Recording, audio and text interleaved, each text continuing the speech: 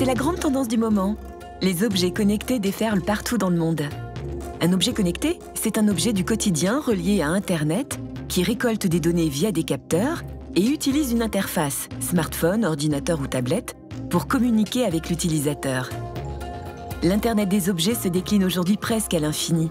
Clés fonctionnant à distance avec un smartphone, brosse à dents détecteur de caries, bracelet capteur d'ensoleillement contre les coups de soleil. Bref, une multitude d'appareils est apparue et même les grandes enseignes consacrent des rayons entiers d'objets connectés. Et surprise sur les étals, parmi les montres, bracelets et autres appareils connectés, beaucoup d'objets sont fabriqués par des Français, comme cette balance intelligente. Et c'est dans cette start-up en région parisienne que cette balance connectée a été élaborée. Cédric Hutchings, cet ingénieur de 37 ans, est le cofondateur de Withings, cette entreprise française au nom anglais. Depuis sa création il y a maintenant 5 ans, l'entreprise ne cesse de se développer grâce à l'objet phare de la marque, la balance connectée intelligente qui se transforme en coach. Donc là, je monte sur la balance non seulement mon poids, mais aussi ma masse grasse, masse maigre, mon rythme cardiaque, le niveau de CO2, de dioxyde de carbone de la pièce. Toutes ces mesures vont être transmises automatiquement, sans fil, sur mon application, dans lequel je retrouve le tableau de bord de ma santé et de mon environnement. Pour connaître l'efficacité d'un régime, la balance calcule par exemple la masse grasse indiquant à l'utilisateur s'il perd du muscle ou de la graisse. Et pour rendre cette balance vraiment intelligente et communiquer avec un smartphone, l'objet est truffé de capteurs.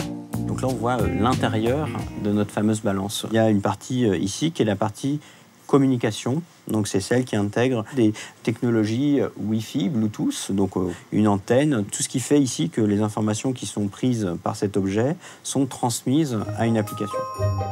Cette balance est multifonction. Elle surveille le régime, mais aussi l'environnement de l'utilisateur. Là, ce qui se passe sur une balance, c'est la transformation d'un objet finalement assez bête. On le transforme en un objet intelligent qui devient un véritable coach pour avoir nous-mêmes un comportement beaucoup plus intelligent vis-à-vis de notre propre santé.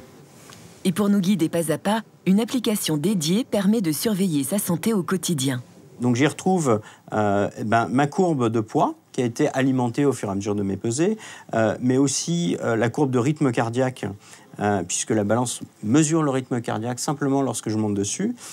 Je retrouve la manière dont je me suis rapproché ou éloigné d'un objectif hebdomadaire que je me suis fixé. Donc c'est un véritable coach que je retrouve dans mon téléphone.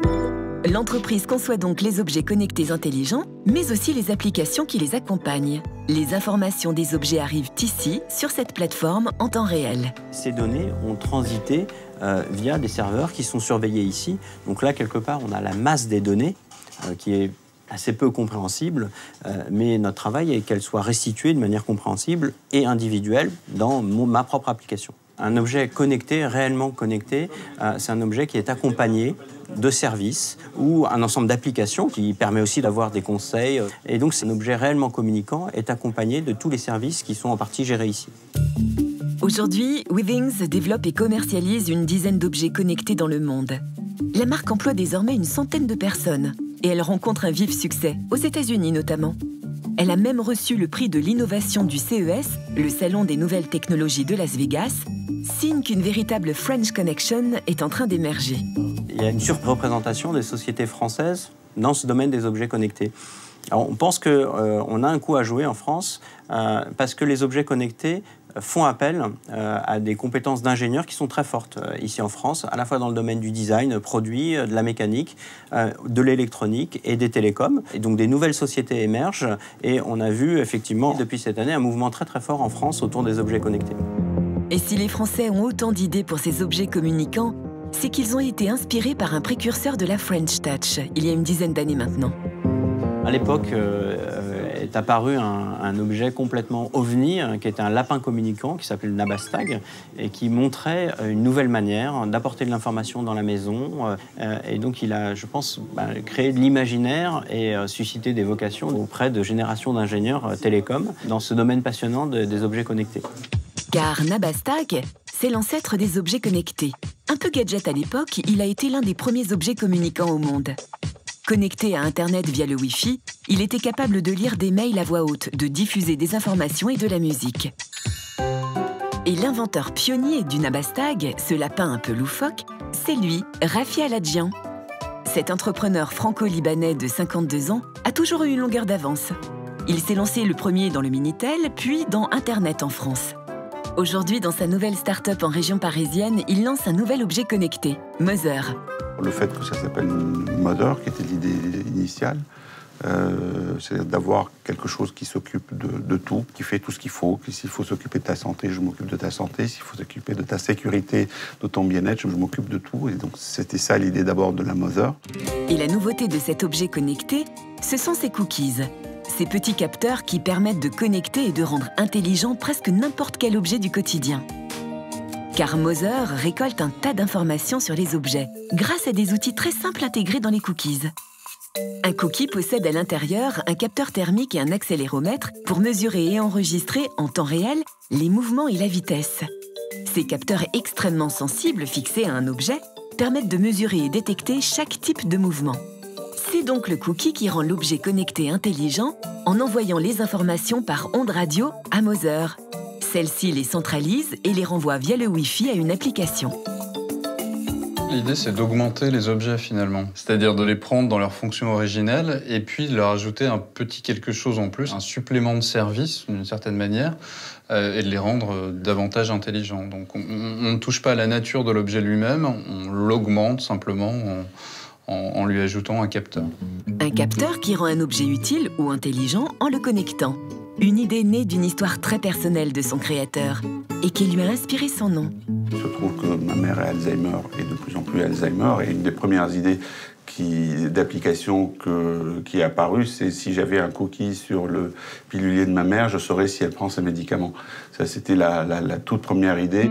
Mother peut donc prendre soin de nous et connecter n'importe quel objet. Pour le vérifier au quotidien, Rafi Aladjian a recréé un véritable écosystème d'objets connectés chez lui. Bienvenue.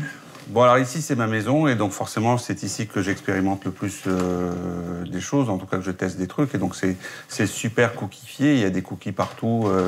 Tenez, regardez, par exemple, il y en a une sur cette bouteille, et ça permet de savoir quand est-ce qu'on boit de l'eau et combien on verse d'eau. Ça, c'est pour un vrai usage, c'est ma vraie boîte de médicaments et je prends vraiment de ce médicament pour mon cholestérol tous les jours. Et comme j'oublie souvent, ça c'est un vrai truc qui me sert vraiment.